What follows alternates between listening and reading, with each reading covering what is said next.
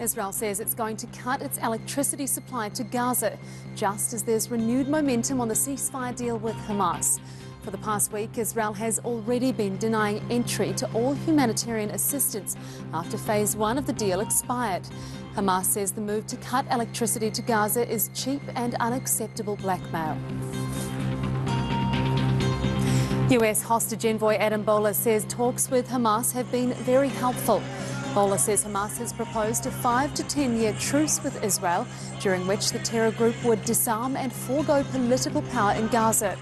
Earlier, Hamas told US officials it's open to releasing American-Israeli hostage Eden Alexander as part of talks to secure a permanent ceasefire.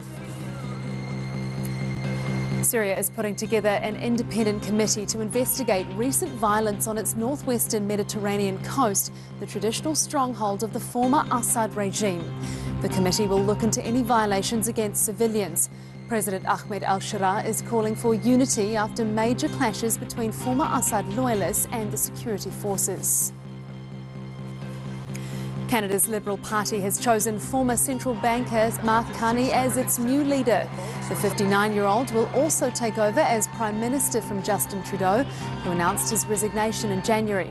It'll be up to the new Prime Minister to decide when to call a general election. The country's facing the US President Donald Trump's trade war and annexation threat. The Americans want our resources, our water, our land, our country.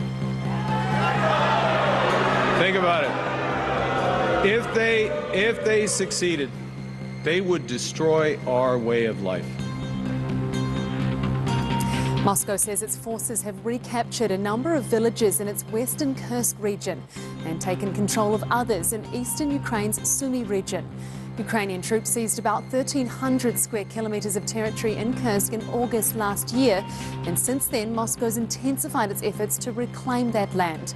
Open source maps show Ukrainian troops nearly surrounded after rapid Russian advances.